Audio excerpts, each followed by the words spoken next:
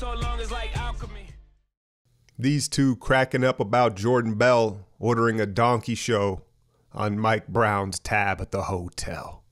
Jordan Bell suspended for conduct detrimental to the team and now has been released. He ordered something on Mike Brown's hotel tab. Probably adult films, probably Hennessy, probably food, right? And so there would be no Jordan Bell as if it mattered. The usual suspects in the starting lineup. This is a new look Memphis team, man. Jonas Valanciunas, the big trade, and they've quietly won this trade. Valanciunas is very similar to Marc Gasol, except a lot younger. You see him with the pick and roll action. They featured him early and often. Durant, right away, 30 seconds into the game, gets a jump shot. Maybe gets isn't the right word. Maybe takes a jump shot, right? Steph takes one early. Lengthy, athletic, hungry Memphis Grizzlies team. But what I enjoyed was the pace wasn't as grinding as we've seen in the past. And Steph's shot, man, it looks really compact. It looks back. And I think the key is he's not elevating as much when he's set, right? It's just that quick flick. It looks as quick as ever. Why that brother look like an old-ass little kid in an oversized jersey looking hella sad in Memphis. More Durant and more shots, obviously monitoring the shot attempts after, the last few games. He goes through the patented one-leg fade. It was Valanciunas, though, that kind of took it to Boogie, and they were featuring him and letting him ISO and kind of show more of his game. You get the sense that he enjoys playing in the change of setting for him, right? He's being featured and he's being able to show more of what he can do. Very physical, very big. There's Boogie adjusting, as those two matched up is one of the more physical matchups you're going to see in the league. There's the turnover, and here's a little roll. Clay gets Boogie the easy one point blank at the rim. Mike Conley's been on a tear. The question with him is durability and obviously that monster contract, but many people thought he would be traded at the deadline. That was not the case. It'll be interesting to see what they do with him moving forward. More Valanciunas, position battling, scrapping. And it had to be a team effort, right? I thought the help defense was a lot better. They didn't over-help early on Valanciunas. Clay the three ball out in transition, but it was back and forth in Memphis. And it's Bruno Caboclo stretching and finishing around Draymond. Let's take a look at who this dude is. The Brazilian Kevin Durant. This dude's a journeyman. Look, the Raptors drafted him. They do well with foreign players, but he was in Sacramento, Houston. You see the physical attributes, but it's taken him a while to mature. And hey, Memphis has got to hold on to something, right? They've got to have some sort of prospect and excitement, and this is the guy they're hanging their hat on right now. Watch Boogie learn the young man something here. This is a trick that a lot of the vets use against quick jumpers. Watch him pin the inside arm and reach and tip it away with his outside arm. The refs almost never call this. Right there, he pins the inside arm. That's what he's going to jump with and then flicks it away. That's a veteran move from DMC. Valanciunas really dominated this first quarter. And I'm telling you, in hindsight, when we look back, I don't know how well that trade's going to work out for Toronto if you consider how things unfold for them. This is out of a timeout. Watch Steph. He knows where he's going with the ball the whole time. Designed for Draymond to get a corner three ball as Memphis was sitting in a zone. And Day-Day rewards Kerr. I love that they're drawing up corner threes for him and he's knocking them down. The way Valanciunas was rolling, I had assumed Bogut would be the first big off the bench, but that wasn't the case. It was Looney, and Looney's just too light in the britches to handle Valanciunas, who goes about 275. Interesting decision from Kerr. Now, this is just a ridiculous shot, but you wonder if the rotation was scripted and he just wanted to stick to the script, because if you're coaching dynamically, I think Bogut was the play. But look at Looney with the look-away finish at the rim. You definitely have to attack him on the other end. Maybe that was the concept. And then Durant, look at the complete clear out on the left side at his spot. That's too easy for the money sniper. I want you to watch how compact this shot is and how quick his feet go up and down on this release. Steph's found a shot, man, just in time for the playoffs. Knocked this down. And then Draymond, I just love the confidence that he shot this with. That's why I'm showing it. The way he hopped into that with no hesitation. And, now that's becoming a story, how his three-point percentage is climbing. Then this dude comes in the game. Yeah, he's still in the league. Chandler Parsons. Memphis with quite the cast of rejects compiled to form a team, and former Warrior Justin Holiday pulls up from 35 feet. He got it. Memphis with nothing to lose, hungry, playing loose and free. They've caught quite a few teams slipping here at the FedEx Forum. Would the Warriors be next? Watch Iguodala go under the screen. Chandler Parsons, all he can do is shoot, but that's kind of what we allowed him to do, kind of disrespecting him as a player. And he had a contract dispute. Like, he's been injured. Memphis sent him away from the team, and then he got lawyers involved, like I'm healthy, I want to play. And then they kind of conceded and have let him play now in the back end of this season. The ball movement, Quinn Cook, 3 threes on the night. Most of his damage done in the second quarter. Watch him not get down to a stance at all on this possession. It's like you give some up, you got to get some back, right? And then Parsons again. Iguodala, I'm not sure why he's gapping him as if he's going to blow by him. So it cost us the way that we chose to defend Parsons because he was effective off the bench. Now a head knock and it's Cook floating to the weak side, and there's number 2. But for a good part of the second quarter, watch Durant here. You've got to anticipate that switch. There was a good part of the second quarter here where Memphis was just simply playing harder. You see him crashing the offensive glass, which was a problem.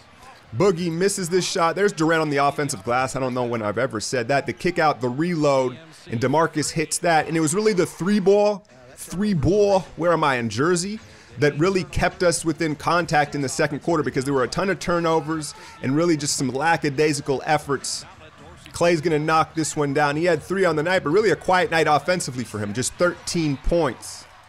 A little more Valanciunas highlights because why not? And he was a feature in this game. And it's just funny to see a guy change teams. And now, look, I mean, he thinks he's prime Hakeem. Like, look at this shit. Like, so I had no idea that he thought of himself as this much of an offensive player, but you don't know till you see it. Livingston, the extra pass from Boogie, and there's number 3. And you see the score, all those 3 balls, you'd think we have the lead. No, it's a tie game because of the turnovers and the offensive rebounding. And then this was I got to give Boogie credit because he gets a lot of bad calls, and he hasn't really blown a gasket. I think that's one of the biggest things besides his health moving forward for his next contract that teams are going to take a look at. And then what I like is he adjusts. He may get beat a few times, but he adjusts on the fly pretty quickly. Look at Draymond thinking he's Giannis in transition. You don't have the legs like that, bro. I love the aggression, though. Because Memphis is younger and more athletic now, they don't grind you out as much. And what it did was it allowed for more transition opportunities for us. Durant was the beneficiary on several of these. Again, I'm going to bring up Bogut not playing much just because of the way Valanciunas was rolling. Draymond, we know he's a great defender, but he's giving up 50 pounds. So the double comes. Memphis swings 2 extra passes, and it's Conley for the corner 3 ball. But Draymond being who he is, doing what he does, he's going to battle. I just thought, there's not a whole lot of nights where you need Bogut. I thought this was one of them you could use him. And then Iguodala, the final piece of the puzzle for him this year is stop being afraid of going to the line. Just draw the foul, Ig. The ball movement was great, but like they're known to do, they got a little, carried away with it right here. Steph has a layup, and then now he's out of bounds. And KD gets picked up with a T here for spiking the ball. Look at Parsons snitching on him. Word is, guys aren't too fond of Chandler Parsons around the NBA. That was in part why Memphis was like, yo, just go home, bro. But he's playing, and at one time, he was a nice player. Durant, at this point, 5 of 5 on the night. Still felt weird in Memphis with this transition offense. It's like Mike Brown looking sharp. You just don't see it very often, but this is a new team. KD, again, another outlet. Then the 2 smartest defenders on the team understand Conley's been looking for the roller all night. They both jump it. Draymond, throw ahead dribble to gather for the accurate pass, and Steph with the accurate splash. And then I got this. You never see this work. Like, this never works. Every time Draymond throws this, you're like, what are you doing? But on this night, the seal, the catch, and the finish, Durant 8 of 8 headed into the half. Early second half, Draymond thought Conley got him. He screams for the and one. And then look at this, man. I wouldn't have been mad if he got thrown out. Like, that was super demonstrative. So he's now 1 technical away from being suspended. And in typical Draymond fashion, he responded with, well, that means I got 1 to play with. But we all know fired up Draymond is good Draymond. Watch him roof Caboclo here at the rim. Second effort, couple jumps on this play. And I've been impressed with Boogie's presence around the rim and his effort. Again, we'll see once he gets a big bag if he remains with this effort. But several jumps, goes coast to coast, and then the big 2-handed finish. I like how he protects his landing by hanging. And watch him adapt here. Watch him just ride Valanciunas' body and his hip to the rim rather than try to get the ball like he had in the first half. Much more effective. Conley shot 10 free throws and got loose for some transition threes or some miscommunications, but I thought Clay and Steph contained him for the most part. Watch KD in the matrix here. He knows what's going to happen before it does. He just waits for the defense to react and gets Clay in the corner for the 3. Steph, 6 of 12 from downtown, 28 points, screen assist from Draymond on this one. What I liked about Steph's offensive performance was it was efficient, and it came sprinkled throughout the game rather than a huge surge, right? And that helped balance our offense. When he hits that, you just shake your head. And then Durant, for the most part, made the basketball play. But watch this. He over-anticipates the help and then passes out of a mismatch with Mike Conley. So there is kind of an agenda to pass the ball, but for the most part, it's worked out. And then you talk about passing and synchronicity, Bogut and Curry. That's just perfectly timed backdoor cut. Draymond rips down on Valanciunas. It was at Oracle earlier in the year when he was with Toronto that he had the nasty dislocation of that thumb, and he still wears a wrap on it, and he's still having Draymond rack down on it. Now, this is just a flex on him sequence. Steph could pull for three. There's one pass, two passes, three. Clay has the layup. No, let's pass that out. 4, 5, and now the jumper.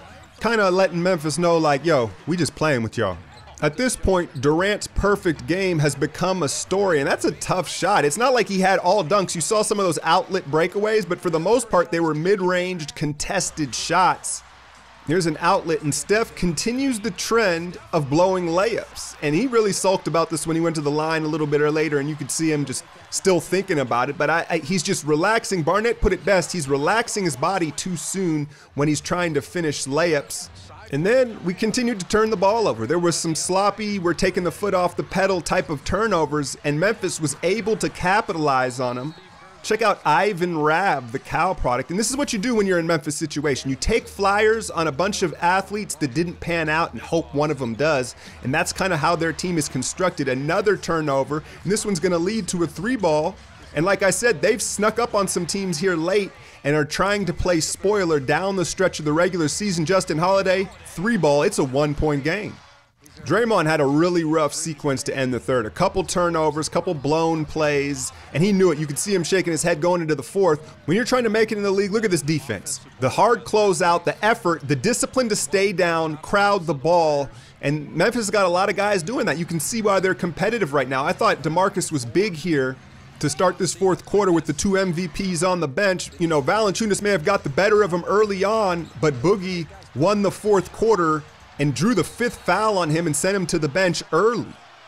Kerr, though, sensing the game still in danger, watch him sub Durant in here at the 9:25 mark. That's a good 2.5 minutes or so earlier than he usually does, and I think it paid off. I think it was the right decision, but here he is out in transition. This is another one of those questionable passes. Like, Durant, you have a head full of steam at the rim, and that kind of shows the passing agenda, if you will. And then I thought this was ironic, like he's overpassing, but this is the shot he decides to take.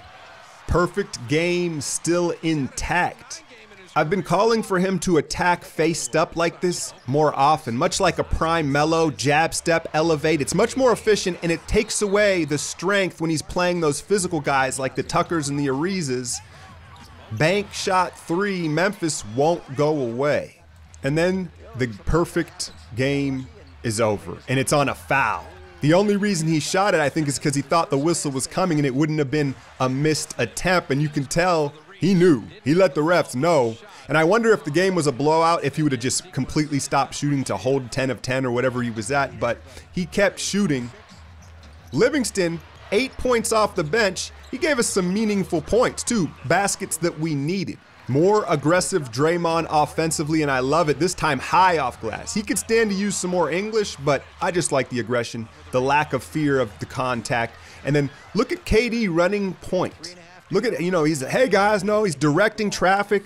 And this got me to thinking about a little conspiracy theory about the Warriors front office and this handling of Kevin Durant. He's directing Steph. Look at him hold the screen, and you can tell Boogie was waiting for the relocation, right? He was like, dang, Steph, I thought you was going to relocate, man. I appreciate you letting me get that jumper. I highly recommend listening to the Boogie interview on the Chris Haynes Posted Up podcast that just came out. Boogie's a very likable dude, man. He really is. More Durant running the show, and the perfect game's over, but he couldn't help himself. He's going to keep shooting, and one, and the dunk as we put Memphis away in what was a competitive and much more entertaining game than I thought it would be going into it. I really dread these matchups, especially considering the context of the season with these two teams, right? But it ended up an entertaining game. Now, let me get into this little KD theory here.